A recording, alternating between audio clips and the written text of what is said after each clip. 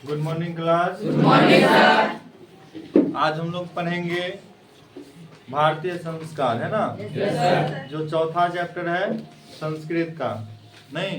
Yes sir. इससे पहले हम लोग 2-3 चैप्टर पढ़ लिए थे। सबको समझ में अच्छे से आया था? Yes sir. किसी को कोई दिक्कत नहीं था? नहीं सर। ऑब्जेक्टिव सब्जेक्टिव सब क्लियर कर लिए थे, है ना। Yes sir. आज जो चैप्टर पढ़ेंगे भारतीय संस्कार। संस्कार क्या होता है पता है? जैसे लोगों में जो अच्छे गुणों का समावेश होता है ना, उसको बोलते हैं संस्कार। क्या बोलते हैं? संस्कार। तो हमारे जीवन में ना कुल 16 संस्कार है। कितना संस्कार है? 16।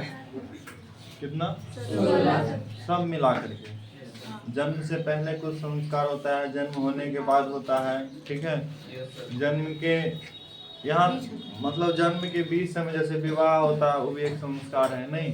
जन्म के बाद एगो छठी वाला संस्कार होता है, नहीं होता है। मरने के बाद एक भी संस्कार होता है, नहीं होता है। क्या?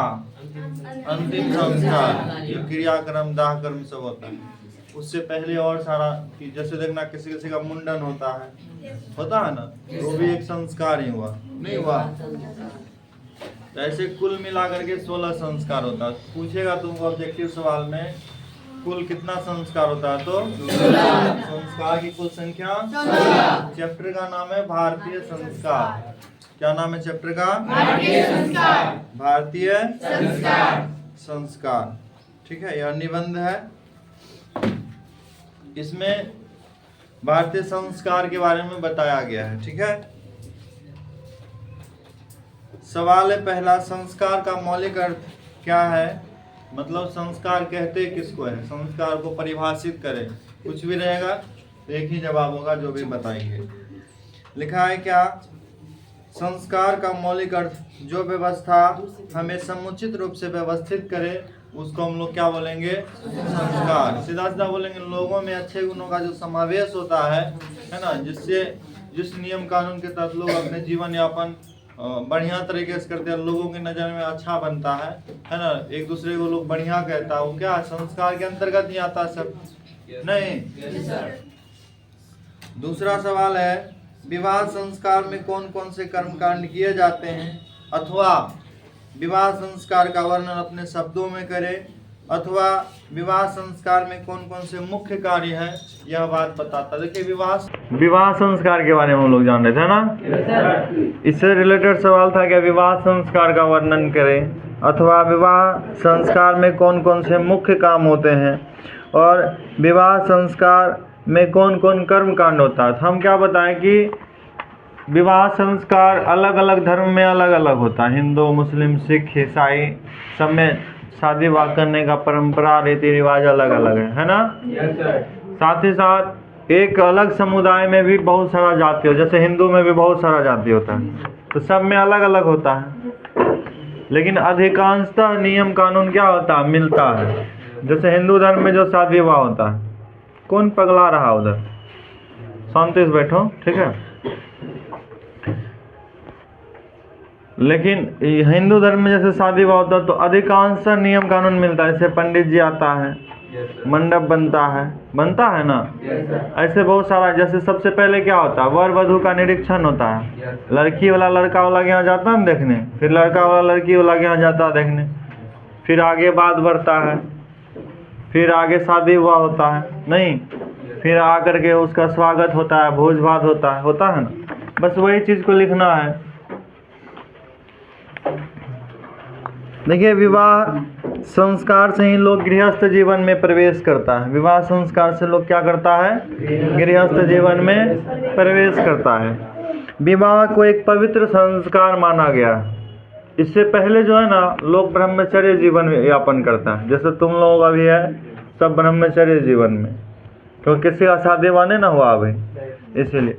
उसके बाद जैसे गृहस्थ जीवन में प्रवेश करेगा, तुम्हारे ऊपर घर का जिम्मेदारी है ना, और अन्य चीज़ मतलब परिवर्तन हो जाएगा, सोचने समझने का क्षमता और बहुत सारा चीज़ में बदलाव होता है, जिसमें अनेक प्रकार का कर्मकांड होता है। विवाह संस्कार में अनेक प्रकार का कर्मकांड होता है, अलग अलग समुदाय में अलग अलग प्रकार से होता है।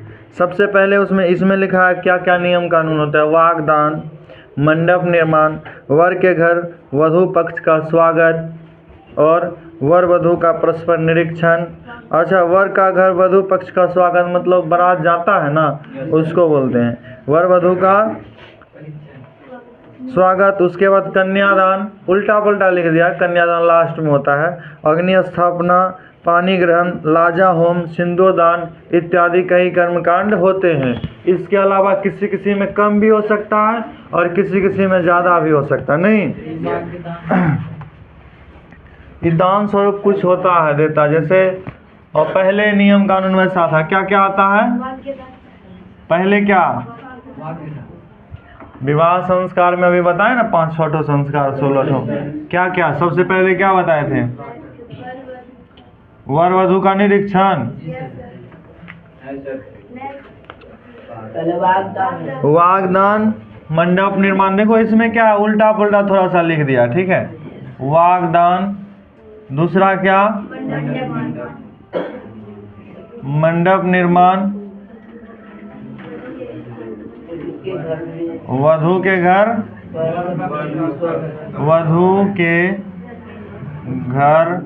वर का स्वागत। नहीं रे, वही बात। चलिए वर पक्ष लिख देते क्योंकि सिर्फ वर ही नहीं जाता, उसके साथ बहुत सारा लोग भी जाता। नहीं रे, बारात जिसको बोलते हैं। तीसरा क्या? वर वधू का निरीक्षण, परस्पर मतलब एक दूसरे को देख करके निरीक्षण। चौथा क्या? कन्यादान,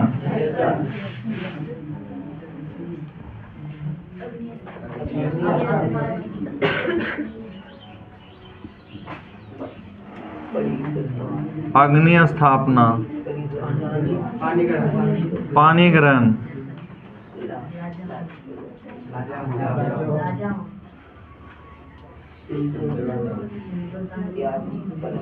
लाजा होम,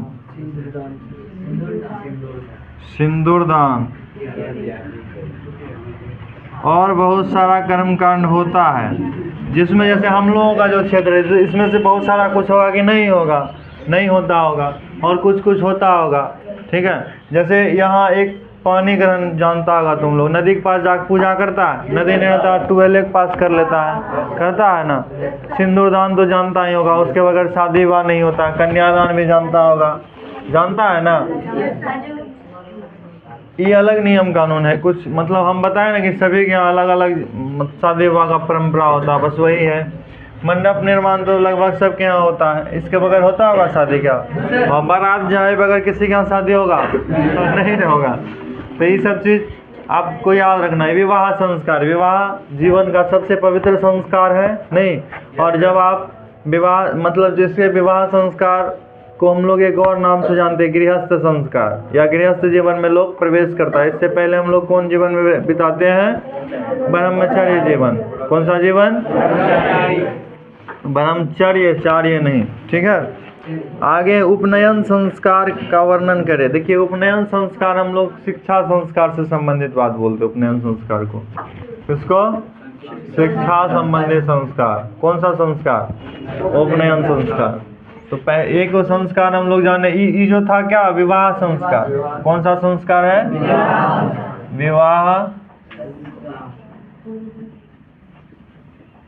संस्कार। उपनयन संस्कार पढ़ते हैं। देखिए उपनयन संस्कार शिक्षा के अंतर्गत आता है। गुरु शिष्य का उपनयन संस्कार कर शिक्षा के लिए अपने घर ले जाता था। वहाँ शिष्य ब्रह्मचर्य व्रत का पालन कर शिक्षा और वेद का अध्ययन करते थे, ठीक है। इसको हम लोग क्या बोलते थे? उपनयन संस्कार। उपनयन संस्कार। यह क्या हो गया? शिक्षा संबंधी संस्कार। शिक्षा संबंधी संस्कार। इसमें क्या होता था उपनयन संस्कार में कि जो गुरु होते थे ना, वह शिष्य को अपने यहाँ लेके चले जाते थे। पहले जैसे अभी हॉस्टल में जाता है ना लोग, वैसे गुरुजी के यहाँ जब बच्चा जाता था तो उसका सबसे पहले मुंडन होता था, माथा छील लेता था, ले जाता था, इतना मोटा मोटा टिक्की रखता था गुरुकुल समय, देखा पूरा ना, मतलब कोई वैसा सीरियल सब आता होगा जो प्राचीन समय से रिलेटेड होगा, तो उसी तरीका का दिखाया जाता है नहीं गुरुकुल सब में। तो उपनयन संस्कार करके ले जाता था, ठीक है, समझा बात। तो उपनयन संस्कार शिक्षा संबंधित संस्कार है, क्या है? आगे क्या समापवर्तन संस्कार क्या है? देखिए, समापवर्तन संस्कार का उद्देश्य गुरु के घर से अलग होकर गृहस्थ जीवन में प्रवेश करना था। शिक्षा की समाप्ति पर गुरु शिष्यों को उपदेश देकर घर भेजता था। जो मतलब बच्चा को जब पढ़ने लिखने ले जाता था, पढ़ा लिखा देता था, फिर पढ़ाने लिखाने के बाद क्या करता था, उसको जब पूरा अध्ययन हो जाता था तो उसको घर भेजता था, और जब घर भेजता था तो उसका ब्रह्मचर्य जीवन खत्म होता था, फिर वह शादी विवाह करता था और अपना जीवन यापन करता था। तो जब पढ़ाई लिखाई पूरा हो जाता था तो उसको हम लोग बोलते थे समापवर्तन संस्कार। कौन सा संस्कार? समापवर्तन संस्कार। शिक्षा की समाप्ति पर गुरु शिष्यों को उपदेश देकर घर भेजता था। उपदेश में प्रायः जीवन के कर्तव्य को बताता था कि तुम्हारा कर्तव्य क्या है, तुमको क्या करना चाहिए, क्या नहीं करना चाहिए, है ना, यह सब चीज़ सिखाकर। जैसे सत्य बोलो, धर्म का आचरण करो, अपने अध्ययन पर प्रमाद मत करो, और घर आने पर शिष्य इन उपदेशों को अपने जीवन में व्यवहार में लाते थे। तो यहाँ इसको हम लोग क्या बोलेंगे? समापवर्तन संस्कार। समापवर्तन संस्कार गुरु के घर से अपने माता पिता के यहाँ आना, ये हो गया समापवर्तन संस्कार। बात मत कीजिए। अभी हम लोग 3 ठो संस्कार जाने, कौन कौन? थोड़ा अभी जो बता रहे हैं ना, यह उल्टा पुल्टा है। कभी कोई संस्कार हो गया, कभी जैसे सबसे पहले विवाह हो गया, पढ़ा लिखा नहीं, जन्म हुआ नहीं, तो सब चीज़ होगा अभी, ठीक है। जन्म भी होगा, पढ़ा, यहाँ पढ़ने गया, यहाँ पढ़ के आ गया, यहाँ विवाह हो गया, ठीक है। जन्म भी होगा और सब संस्कार होगा। फिर जब हम चैप्टर का अंत करेंगे तो शुरू से अंतिम तक हो जाएगा, ठीक है। और तुम वो संस्कार बता देगा, और टोटल 16 को संस्कार होता है, उस 16 को गिन लेगा, ठीक है। शैशव संस्कार पर प्रकाश डालने की, शैशव संस्कार क्या होता है? देखिए, शैशव संस्कार भारतीय संस्कार के अनुसार शैशव संस्कार 5 है। पहला, जात कर्म, नामाक्रम, निष्कर्म, अन्नप्राशन, चूर्णाकर्म और कर्ण भेद। समझा क्या? शैशव अवस्था, जब बच्चा छोटा रहता है, मतलब 5-6 साल का नहीं, 2 से, मतलब जो बच्चा चलने उलने लगता है उस समय से 5-6 साल, मतलब 8, जब पढ़ने लिखने नहीं जाता है, उपनयन संस्कार से जो पहले का संस्कार होगा उसको हम लोग बोलेंगे शैशव संस्कार। क्या बोलेंगे? शैशव संस्कार। इसमें क्या होगा? जात कर्म एक जगह था ना, बच्चा जिसके यहाँ जन्म लेता है वह उसी जाति का हो जाता है, नहीं है ना, लोग ऐसा मानता है। वैसे और जाति पाति है नहीं कोई। यहाँ जो बड़ा जाति का लोग सब था ना, वह लोग क्या करा, जो मतलब कर्म कांड ज़्यादा करता था, वो लोग जाति पाति में बांट दिया ताकि हम लोगों का सेवा सत्कार कर सके। नर और नारी बस 2 ही जात हैं, ठीक है, नर और नारी।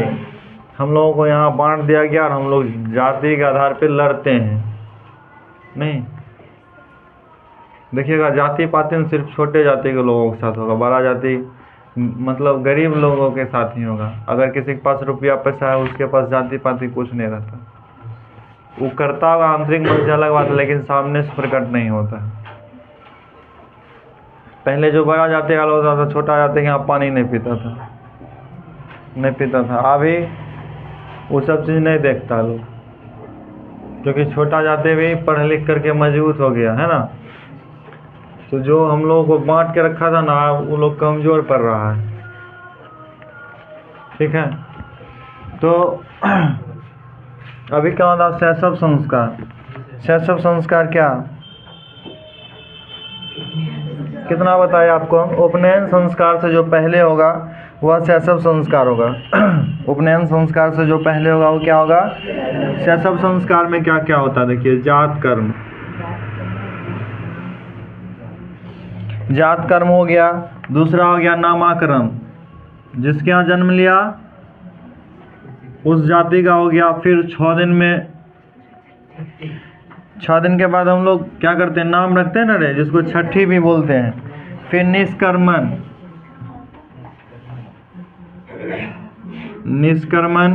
फिर है अन्नप्राशन, मतलब जो थोड़ा बहुत मतलब भरण पोषण होने लगे, जब बच्चा माँ का ही दूध पी करके रहता है, ठीक है, उससे पहले भोजन वोजन ग्रहण नहीं करता, उसको हम लोग बोलेंगे निष्कर्मण। अन्नप्राशन, अन्नप्राशन समझते हैं? जब बच्चा 6 महीना का हो जाता है ना, तो थोड़ा थोड़ा खाने लगता है कुछ कुछ, जैसे बिस्किट या मतलब कोई भी चीज़ को द्रव के रूप में बना के, जैसे रोटी है उसको दूध में पूरा मिला दो सत्तू के जैसे घोर करके, आप फिर उसको दे दो, पी लेगा नहीं, तो उस समय अन्नप्राशन किया जाता है। मतलब पहली बार जब बच्चा अन्न ग्रहण करता है तो उसको हम लोग क्या बोलते हैं? अन्नप्राशन। फिर चूड़ाकर्म भी होता होगा, किसी में होता है किसी में नहीं होता है, ठीक है, चूड़ाकर्म। उसके बाद कर्णभेद, क्या होगा रे? कर्णभेद मतलब कान, देखिएगा पहले, हाँ तुम लोग भगवान राम लक्ष्मण यार सब किसी को देखा है फोटो में? रियल में देखा नहीं। कान में छेद क्या रहता है ना?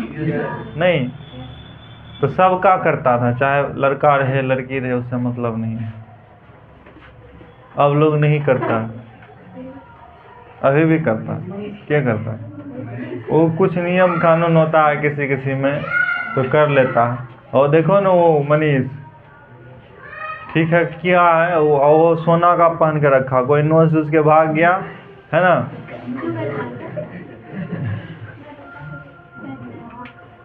कुछ कुछ नियम कानून होता है ना, कुछ कंडीशन है इसीलिए उसको पहनाया गया है।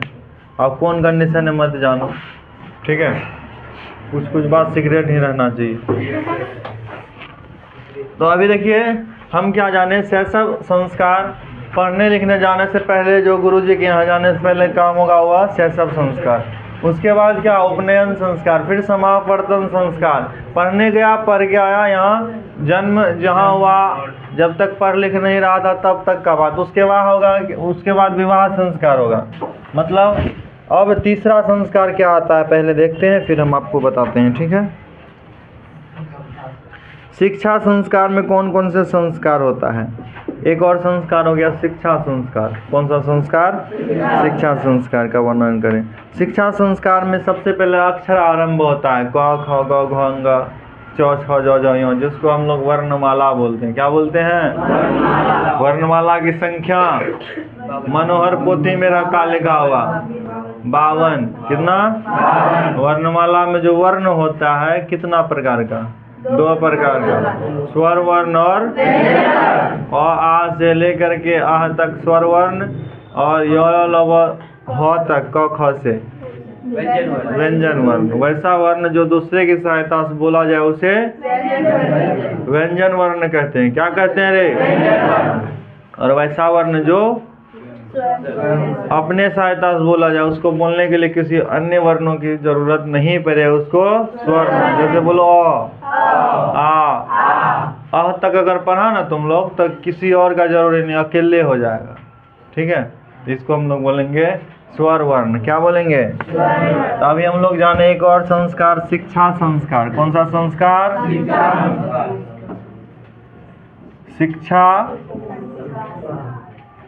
शिक्षा संस्कार में सबसे पहले बच्चा क्या करता है? अक्षर आरंभ। क्या करता? पैर हिलाता है। अक्षर आरंभ, उपनयन, वेदारंभ, मुंडन संस्कार, समापवर्तन संस्कार। ये जो हम लोग उपनयन और समापवर्तन पढ़े, यह सब किसके अंतर्गत आ जाएगा? शिक्षा संस्कार के अंतर्गत। सबसे पहले वो अक्षर आरंभ, थोड़ा बहुत पढ़ने लगता है, फिर उपनयन होता है। क्या होता है? उपनयन। उसके बाद क्या होता है?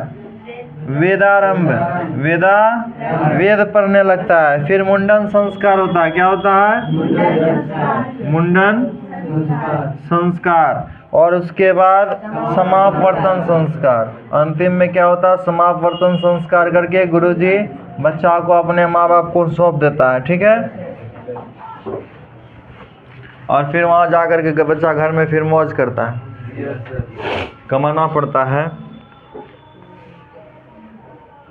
आगे लिखा हुआ है कि देखिए सभी संस्कार का डिटेल क्या दिया हुआ। उपनयन संस्कार में गुरु के द्वारा शिष्य अपने घर से लाना होता है। उपनयन संस्कार में गुरु शिष्य को अपने घर से लाना होता है। वहाँ शिष्य शिक्षा नियमों का पालन करते हुए अध्ययन करता है। केशांत संस्कार या मुंडन संस्कार जो हम लोग को मथा छिल देता है, नहीं रे? गुरु के घर से प्रथम सौर्य कर्म अर्थात मुंडन होता है। और समापवर्तन संस्कार का उद्देश्य है शिष्य का गुरु के घर से अलग होकर गृहस्थ जीवन में प्रवेश करना। गृहस्थ जीवन में क्या करना? प्रवेश करना। देखिए एक लिखा है क्या? केशांत संस्कार क्या है? तो मुंडन संस्कार को ही हम लोग बोलते हैं केशांत संस्कार। क्या बोलते हैं? केशांत। देखिए आपको हम बताते हैं कि केशांत संस्कार क्या है। गुरु कुल में वेद अध्ययन पूर्ण रूप से कर लेने पर समूह के समक्ष यह संस्कार किया जाता है। जब वेद अध्ययन करने लगता है बच्चा, बढ़िया से वेद पढ़ने लगता है। वेद कितना? कौन कौन? ऋग्वेद, यजुर्वेद, सामवेद और अथर्ववेद। यह वेद जब पढ़ने लगता है ना बच्चा, तब उसका मुंडन संस्कार होता है, जिसको हम लोग केशांत संस्कार के नाम से ही बोलते हैं। यह किसके यहाँ होता है? गुरु के यहाँ। ठीक है, गुरु के यहाँ होता है।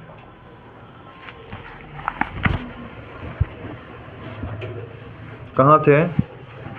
मुंडन करवा रहे थे ना रे? गुरुकुल में वेद अध्ययन करने से पूर्ण कर लेने पर आचार्य के समक्ष यह संस्कार संपन्न किया जाता था।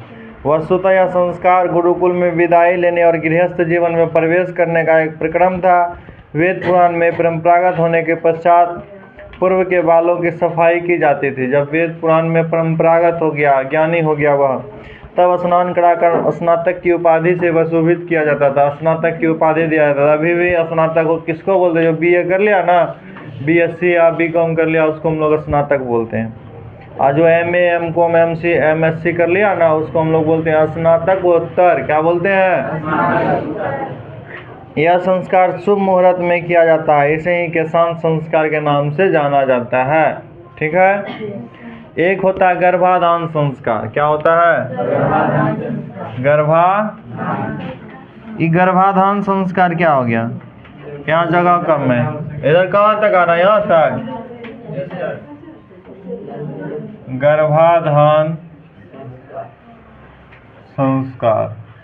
देखिए जब कोई माँ गर्भ धारण करती है अर्थात संतान को जन्म देने के लिए, उसको हम लोग बोलते हैं गर्भाधान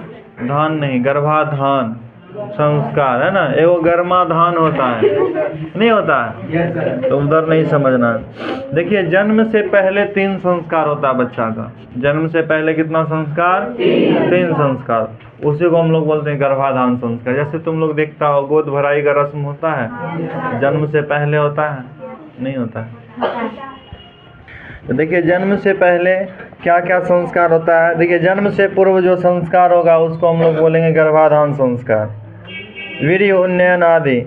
सबसे पहले गर्भ रक्षा, गर्भस्थ शिशु और गर्भवती के प्रसन्नता के लिए यह संस्कार किया जाता है।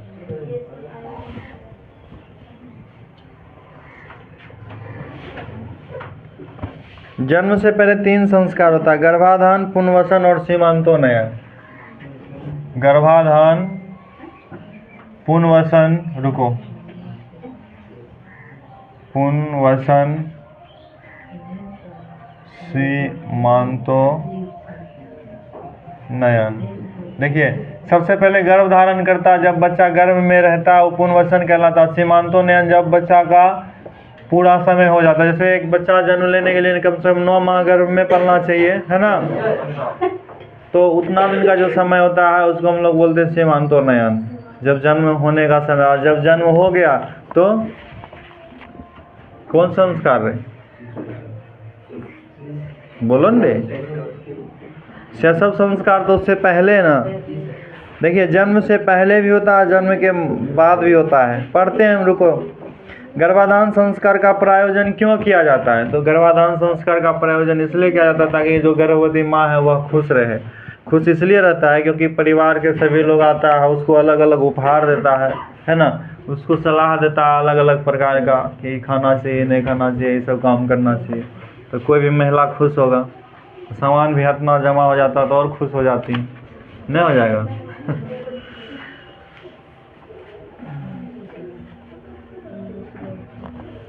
आगे लिखा है क्या, मनुष्य के जीवन में संस्कार की क्या उपयोगिता है? भारतीय संस्कार का वर्णन करें। देखिए, भारतीय संस्कार संस्कृति अनूठी है, मतलब बहुत बढ़िया। जन्म से पूर्व, जन्म से लेकर के, जन्म से पहले से लेकर जन्म के मरने के बाद तक संस्कार ही संस्कार है जीवन में, नहीं है? अंत्येष्टि संस्कार तक लोग जाता है। कुल टोटल कितना संस्कार? 16 संस्कार। 16 संस्कार का अनुपम संस्कार संसार के अन्य देशों से नहीं है। यहाँ तक कि संस्कृति की विशेषता है कि जीवन में यहाँ समय समय पर संस्कार किए जाते हैं। अलग अलग जो समारोह होता है उसमें अलग अलग प्रकार का संस्कार होता है, नहीं होता है? बहुत बच्चा इसमें कुछ अगली बार बोल रहा था कि किसी विद्यार्थी नहीं, किसी लोगों का छठी नहीं हुआ रहता है ना, तो शादी में होता उसका छठी। सही बात है क्या? तुम लोग सुना है क्या? हम भी नहीं सुने हैं, लेकिन कोई बोल रहा था तुम लोग छठी। किसका छठी नहीं हुआ अभी तक? तुम्हारा नहीं हुआ? तो तुम जो बोली अभी और सबका नहीं हुआ, तो कैसे जानता नहीं हुआ? नहीं क्या होगा?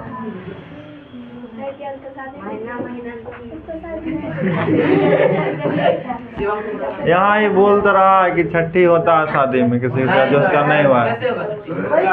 इसके बारे में हमको भी नहीं है पूरा जानकारी, लेकिन सुने हैं इसलिए बताए। तुम लोगों के साथ होता है ऐसा क्या? अच्छा सुनो, तुम लोग कभी नहीं देखा है? पता करना होता होगा। चलिए हम आते हैं टॉपिक पे। ओ शोरगुल नहीं, शांति शांति। हो गया?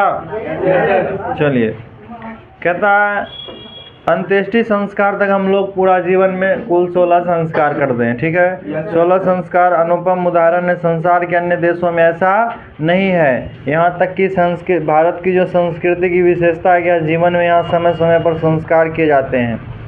आज संसार सीमित और व्यंग रूप से प्रयोग करता है।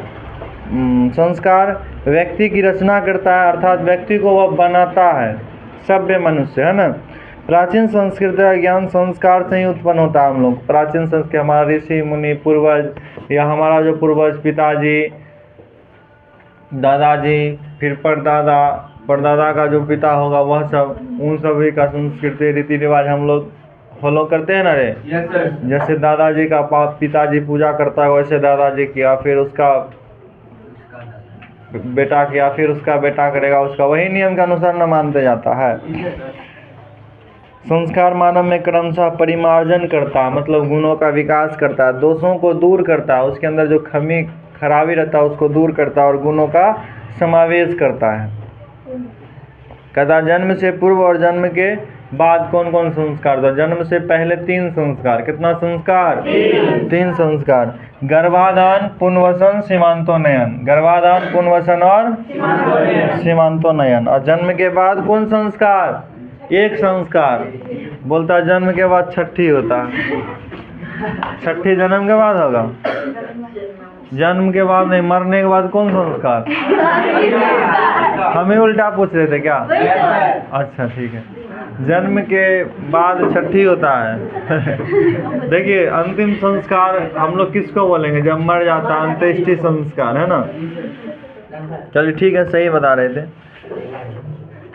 तो जन्म से पहले और नहीं, मरने के बाद कौन कौन संस्कार? तो जन्म से पहले 3 संस्कार और मरने के बाद 1 संस्कार।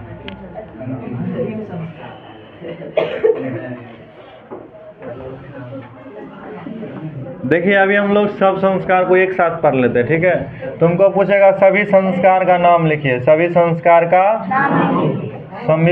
का नाम। तो हम बताए अभी टोटल कितना संस्कार? कुल कितना संस्कार? 16 संस्कार। कितना? तो एक नंबर देखिए, जन्म से पूर्व। जन्म से अभी हम बताए थे, जन्म से पूर्व 3 संस्कार, गर्भाधान, पुनर्वसन, सीमांतो नयन। गर्भाधान, पुनर्वसन, सीमांतो, एक बार बोलिए, गर्भाधान, पुनर्वसन, सीमांतो नयन।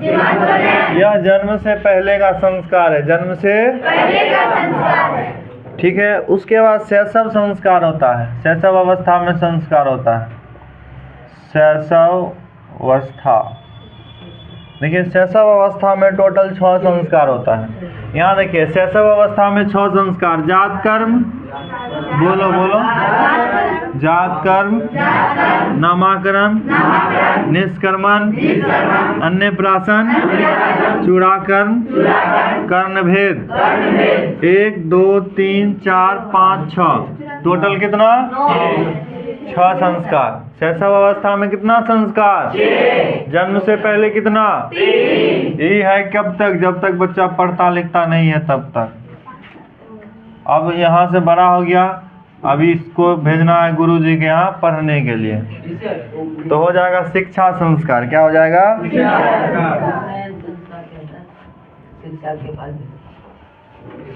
शैक्षणिक संस्कार। शैक्षणिक संस्कार। देखिए, शैक्षणिक संस्कार 5 होता है। कितना होता है? अभी हम बोले क्या है, एक तो विद्यार्थी उधर से जय बोला, क्या उपनयन संस्कार नहीं होता है ना? होता है। यह शिक्षा के अंतर्गत है, शिक्षा संबंधी संस्कार है ना। समापवर्तन, गुरु के घर से वापस आता है, अभी पढ़ने ये गाना काम कर रहा था, इसीलिए। तो शिक्षा संस्कार 5। कितना रे? सबसे पहले अक्षरारंभ, कंजूस सब बोलो ना। उपनयन, वेदारंभ, मुंडन संस्कार, समापवर्तन। 1 2 3 4 5, तो 5 हो गया शैक्षणिक संस्कार। शैक्षणिक संस्कार कितना हो गया रे? 5। ठीक है। शैक्षणिक संस्कार कितना? समझ रहा है ना बात को? चलिए, उसके बाद और कुछ होता है क्या? विवाह संस्कार नहीं होगा? जैसे समापवर्तन संस्कार हुआ, वह युवा अवस्था में आ जाता है, बच्चा को भेज देता गुरुजी अपना घर कि जाओ अब अपना तुम घर द्वार संभालो, घर बसाओ, है ना। तब वो जैसे घर आता है, उसका माँ बाप करवा देता उसका शादी। नहीं, विवाह संस्कार। विवाह संस्कार। विवाह संस्कार में जैसे प्रवेश किया, यहाँ से जो उधर था ब्रह्मचर्य जीवन था। कौन सा जीवन? यहाँ से गृहस्थ जीवन में प्रवेश करता है, और यहाँ से टेंशन शुरू। नहीं रे, यहाँ जैसे टेंशन शुरू, कोई संस्कार नहीं होता। तब खाली कमाओ खाओ, है ना, जमा करो। अंतिम में जब मरता तब ये संस्कार होता।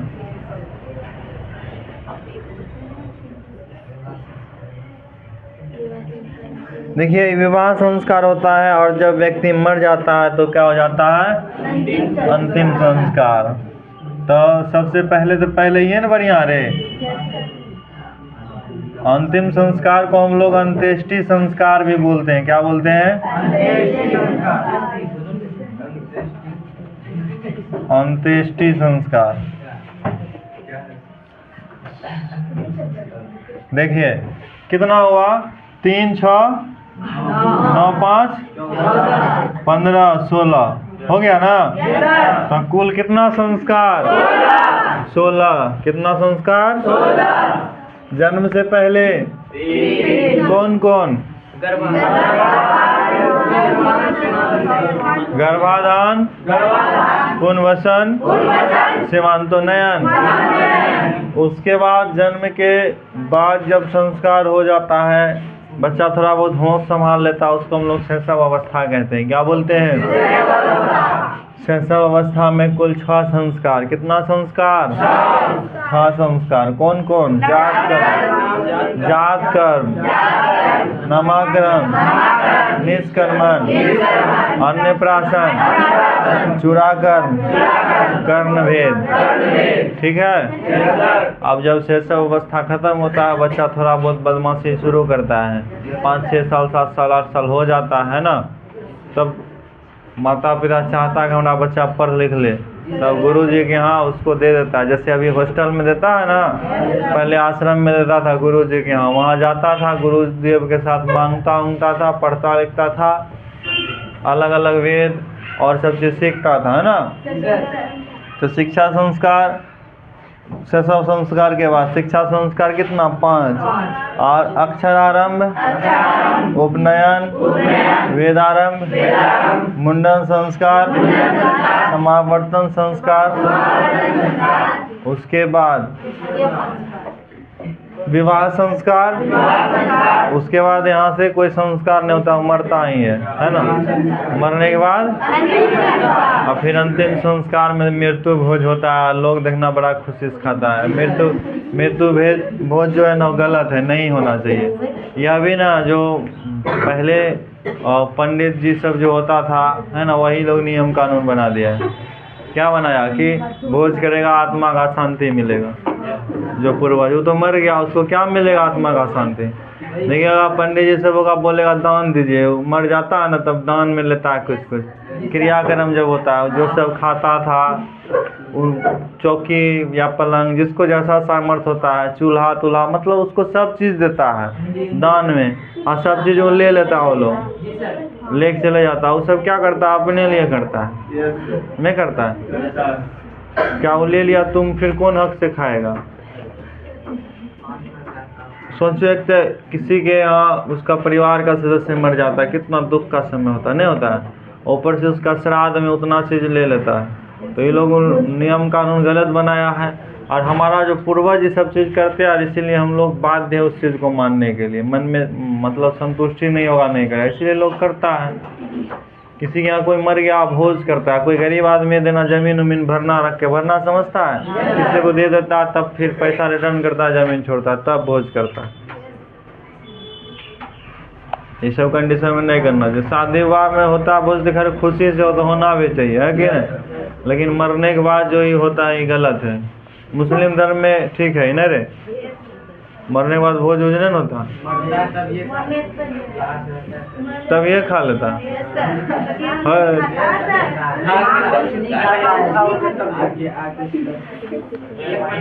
तो और खराब नियम है। तो 40 दिन के बाद, हाँ रे, ये जानता है, तुम जानता है, ये बोलना नहीं होता है। तो खा के नहीं जाता, भूखे जाएगा, घर से ज़्यादा खा।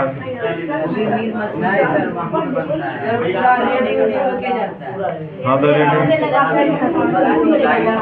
चलिए ठीक है। अलग अलग धर्म में अंतिम संस्कार अलग अलग तरीके से किया जाता है। तो अभी हम लोग पढ़े भारतीय संस्कार। क्या पढ़े?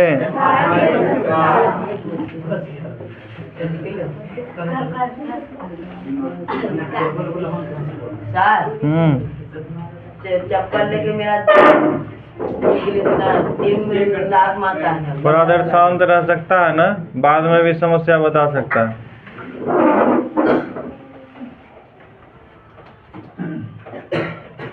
अच्छा पढ़ा लेते हैं, फिर इलाज करेंगे तुम्हारा। देखिए आगे सवाल है क्या, पठित पाठ के आधार पर भारतीय संस्कार का वर्णन अपनी मातृभाषा में करें। हम लोग क्वेश्चन नंबर 15, अभी जो हम लोग भारतीय संस्कार पढ़े, तो इसको अपने शब्दों में बताइए कि पढ़ के क्या फ़ायदा हुआ, क्या सही लगा, क्या गलत लगा, यही सब। देखिए हम पढ़ देते हैं। प्राचीन भारतीय जीवन प्राचीन काल से संस्कारों का महत्व रहा है। पहले भी होता था, बाद में भी होगा, जहाँ तक कि और संस्कार इसमें ऐड ही हो जाएगा, जुड़ ही जाएगा। इसमें से और संस्कार कोई ख़त्म होने वाला नहीं है। संस्कार के संबंध में ऋषियों ने कल्पना किया था कि जीवन के प्रमुख अवसर पर वेद उच्चारण का पाठ, गुरुजनों का आशीर्वाद, होमाद जो करता है, परिवार के सदस्यों का सम्मेलन होना चाहिए। ऋषि मुनि सब का कहना था कि कोई भी शुभ काम होगा ना, तुम खड़ा हो जाओ रे, खड़ा रहो। शिवम को बोल रहे, हाँ। कोई भी शुभ काम हो तो अपने परिवार के सदस्यों को क्या करना चाहिए? इकट्ठा करना। आज किसी के यहाँ मुंडन, शादी हुआ या किसी का जन्म होता है तो परिवार के सभी सदस्यों को आमंत्रित करता है ना। भाई बहन, दोस्त, रिश्तेदार, जो भी ये सब आता है उस खुशी में शामिल होता है। उससे क्या होता है पता है? अपनापन का भावना बढ़ता है। पूजा पाठ होता है ना, और पूजा पाठ होगा तो वहाँ उमाद उमाद होगा ही, मंत्रोच्चारण, वेदोच्चारण होता है ना।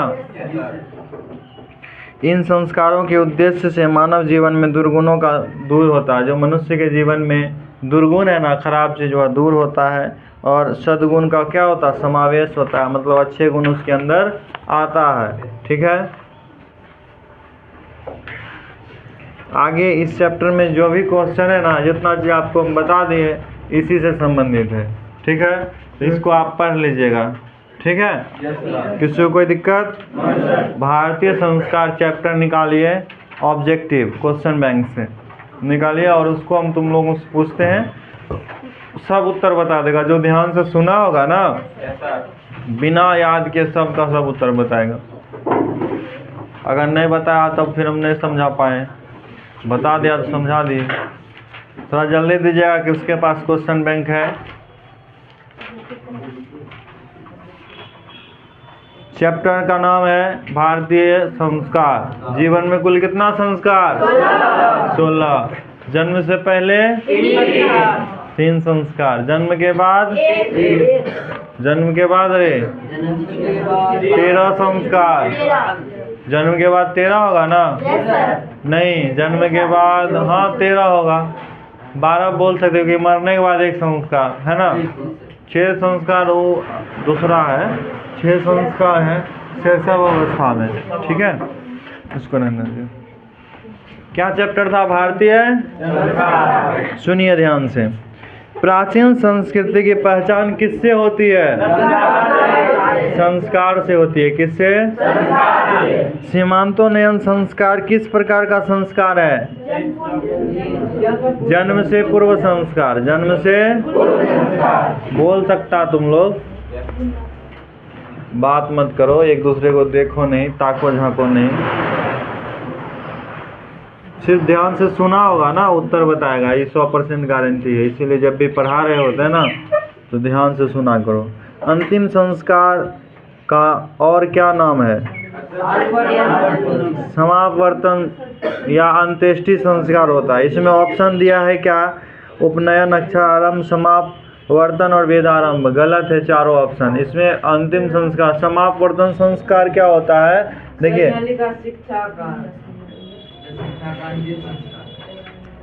अच्छा, अंतिम संस्कार अगर आपको पूछेगा तो हम लोग क्या लिखेंगे? अंत्येष्टि संस्कार। क्या लिखेंगे? क्वेश्चन है क्या? अंतिम शिक्षा संस्कार का क्या नाम है? देखिए, अंतिम शिक्षा संस्कार क्या है? समापवर्तन संस्कार। क्या है? समापवर्तन संस्कार। विवाह संस्कार के अंतर्गत क्या नहीं आता है? सुनिए, गोदान, वागदान, सिंदूरदान, कन्यादान।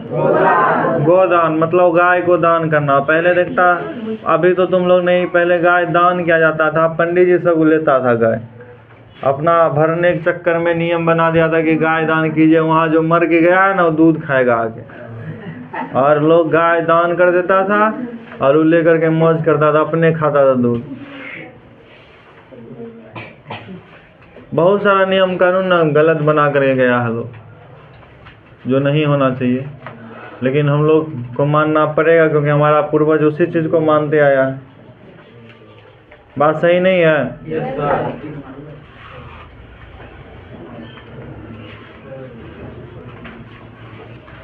साहित्य ग्रंथों में केशांत संस्कार का नामांतर क्या है? उपनयन, समापवर्तन, वेदारंभ, गोदान। उपनयन है ना। उपनयन संस्कार होता है, अभी भी उपनयन होता है। मतलब क्या, देखिएगा, जैसे किसी का नहीं हुआ, मतलब अन्य हिंदू के धर्म में किसी का नहीं हुआ तो शादी विवाह में होता हो उपनयन संस्कार। जैसे हाँ, अभी भी जैसे अपना मतलब अपने जीवन में प्रवेश करता तब ना पुराने वालों को साफ करता है। क्या सवाल था? हम क्या बोले आपको कि उपनयन क्वेश्चन नंबर कितना था?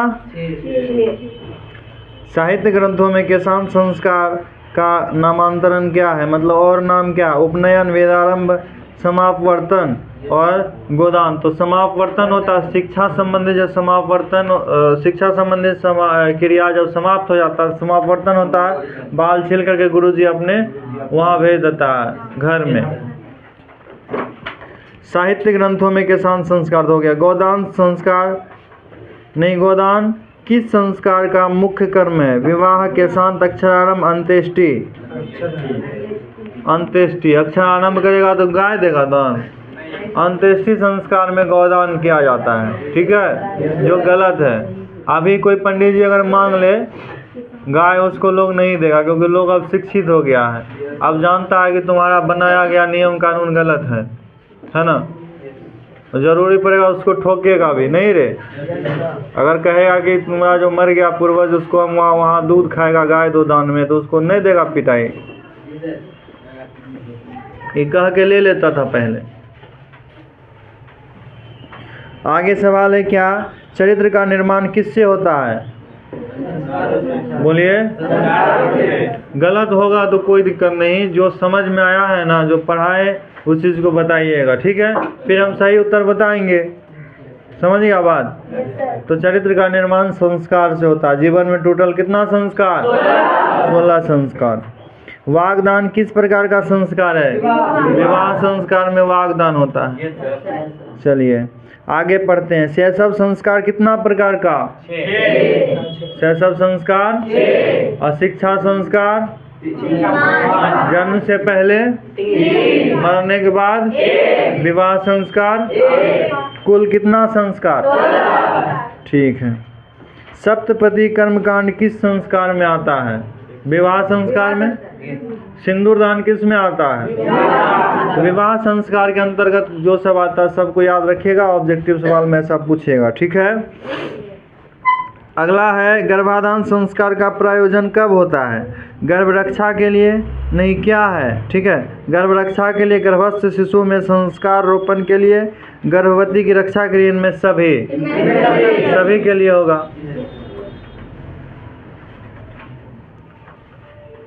पुनर्वसन संस्कार का उद्देश्य क्या है? गर्भ रक्षा, गर्भस्थ में संस्कार का आरोप, गर्भाधान, गर्भवती की प्रसन्नता। लोग चाहता है कि जो गर्भवती माँ है ना वह खुश रहे, और जब बच्चा गर्भ में पल रहा है होता है, ऐसा कहा जाता है, साइंस भी कहता है कि अगर उस समय महिला खुश रहती है तो बच्चा चंचल होता है जन्म, और उस समय टेंशन में रहेगा बहुत, बच्चा सुस्त होगा और मतलब ज़्यादा चहलकदमी नहीं करेगा, महिला हमेशा सोया रहेगा, बीमार रहेगी ना, देखना उसका बच्चा सब सुस्त होगा, उसने बच्चा से वो क्वेश्चन याद करने तो नहीं होगा याद। तुम लोग के साथ किसके साथ समस्या है? उस समय माँ अगर बहुत झगड़ा करेगी ना सबसे, बच्चा जब बड़ा होगा वो भी झगड़ा करेगा, मतलब गुणों का समावेश होता है, समझा? आगे सवाल है क्या? अंत्येष्टि संस्कार कब होता है? मरने के बाद। अंत्येष्टि संस्कार। अब मरने से पहले कितना संस्कार? 15 संस्कार। और जन्म से पहले 3 संस्कार। बहुत कुछ सीख लिया ना रे? ठीक था ऐसा। पहले शिष्य वेदारंभ कहाँ करता था? गुरुगृह में, पितृगृह में, राजभवन में, विद्यालय में? कहाँ? शैक्षणिक संस्कार कितना?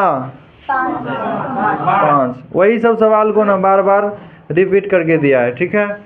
तो आज हम लोग एक चैप्टर पढ़ लिए। चैप्टर का क्या नाम था? उम्मीद है कि भारतीय संस्कार को तुम लोग अच्छे तरीके से समझा है ना। ऑब्जेक्टिव सब्जेक्टिव सब क्लियर हो गया। इससे रिलेटेड अगर एक भी सवाल है एग्जाम में तो बना लेगा, ठीक है। आगे दूसरा चैप्टर हम लोग कल पढ़ेंगे।